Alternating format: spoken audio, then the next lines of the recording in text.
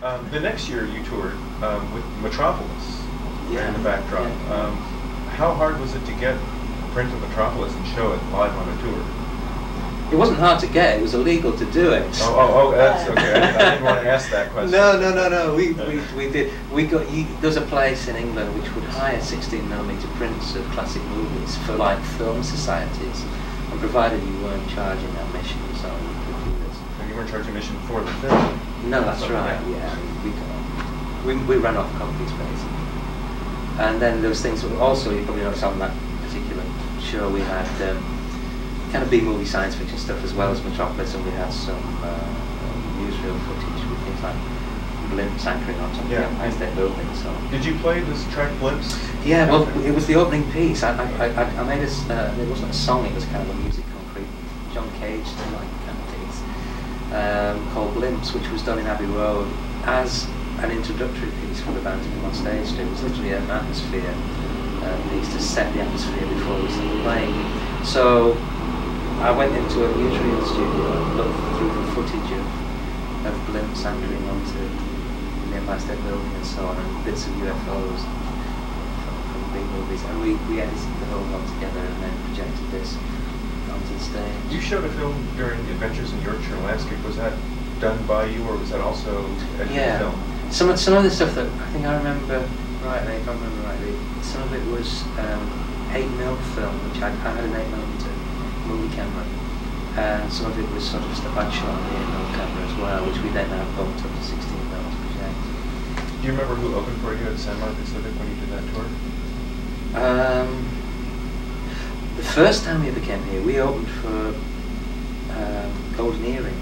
Oh, I would have loved to see that show. That was the first time we ever came to the States, and we went down really well. I remember we were all very shocked by the reception. We got a really good reception. And with no idea, you know, I mean, because originally the first album that was released by Capitol in America was actually Be Bop Deluxe's second album.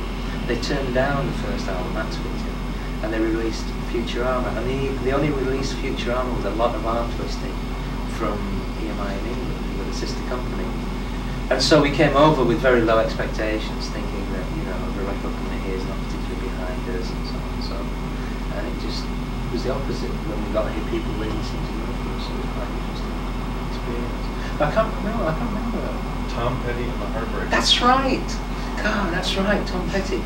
That was the week their first album was released. Yeah. You just brought, I've got a photograph of the exterior of the auditorium with the sign. It's Be Bop Deluxe, Tom Petty and the Heartbreakers, I think. I remember thinking, these guys are pretty good. They might go somewhere. Yeah. Well, I liked Tom's album he did with Jeff Lynne producing. The solo record? I don't know if it was under just Tom Petty and the Heartbreakers. The one with... not the Wilburys. No, not the Wilburys. I'm trying to think of the song now.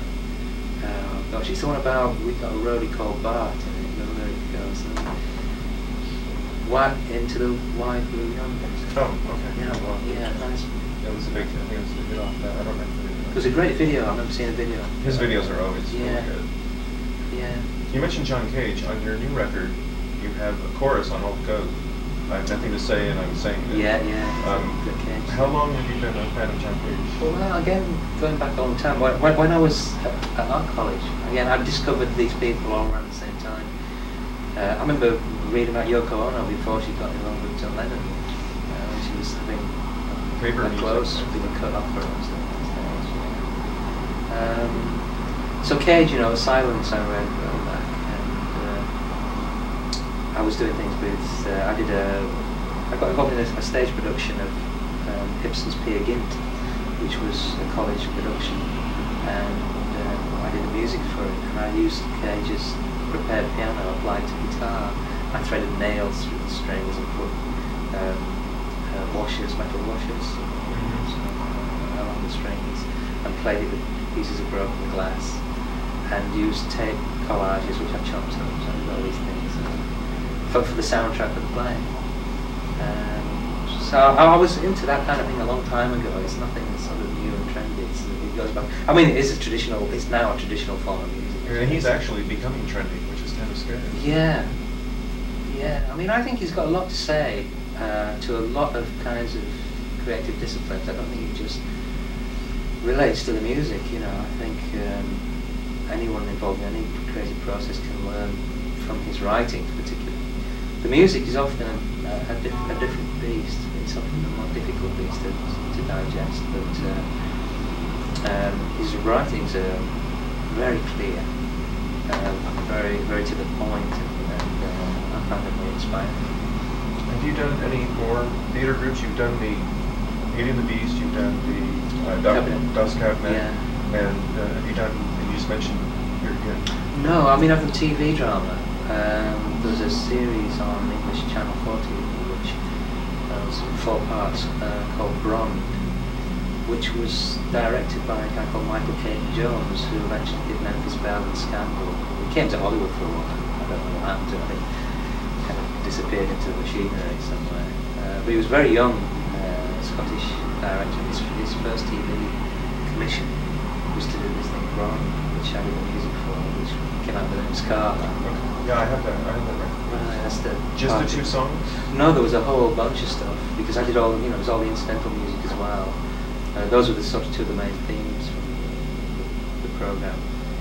The vocal arrangements done by a guy called Darryl Brunswick, the head of the vocal band, which we used as part of the project.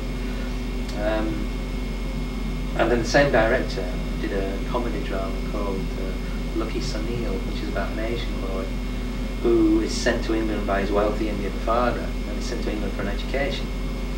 But his father, unfortunately, doesn't know much about the education system, has made the mistake of being conned by what is a backstreet diploma mill kind of place.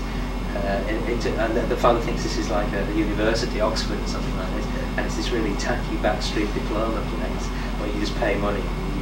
And so Sunil, who's very wide-eyed and innocent, comes to England for the first time. He's going to get kind of an English university education, and ends up in this grubby old Victorian building as some sort of half-drunk professor, and whose daughter tries to seduce him, and then ends up with meets another Asian guy who is a gambling master, and who initiates him into card playing and rips him off for tons of money, and he ends up in a porno film to try and earn some money to pay back a debt. And it's just a whole chain of disasters, but it's very fun. It's a black comedy, and I did the music for that as well. And then a thing before that called Map of Dreams, which was a kind of not really a drama, although there's a dramatic core to it, but a series of images hung on a fairly slim idea of a couple and the way that forces outside of their control, maybe occult, maybe astrological, affect their relationship and their lives. That was a 4-part thing. Then I did a movie called Dream Demon, which was a horror film made by an English picture company, Palace Pictures, who sadly disappeared. A book's just come out in England about the rise and fall of Palace Pictures, because everybody in England moans the fact that we once had a great film industry and we no longer have, and everything has to be funded from America and so on. And it's true that, you know, there's just some wonderful English movies from the past, but for some reason, you know, very few pure English companies seem to be able to succeed with movies at all now, and eventually they crumble or they get taken over or absorbed into American companies. Palace Pictures was one of them. They very bravely did this horror movie, which tried to be more than a horror movie. It's a bit existentialist. It was actually based on a book by, I forget the writer now, but she was a lady who, in the original book, there's a very heavy feminist aspect to it, verging on a lesbian relationship. I shouldn't, it was terrible.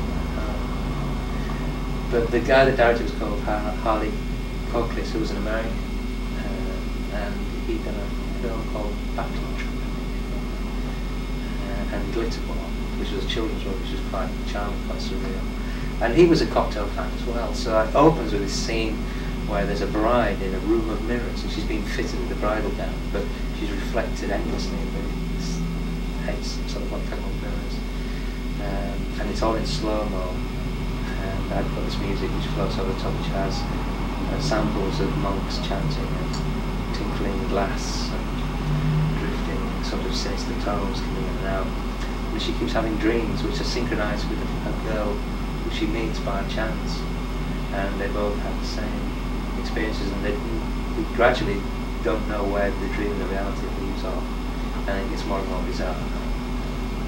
It died a death, but it's a really interesting movie to Did the work soundtrack on. ever? No, it hasn't. There is a record on, it was released on Cocktail, called Duplex, which is a double album. And one album is it's a compilation of vocal tracks, and another album is a compilation of instrumental tracks.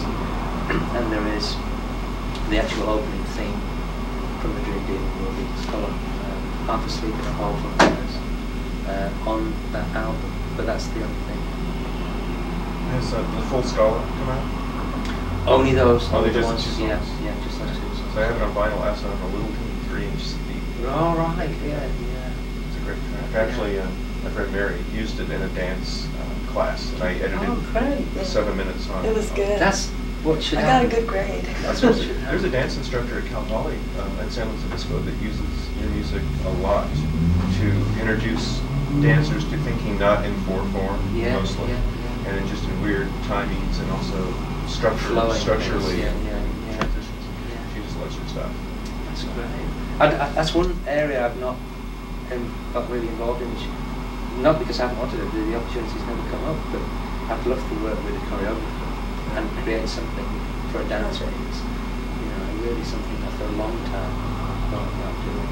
I just don't know anybody. Well, I know this woman here. Well, yeah, that sounds good. Die.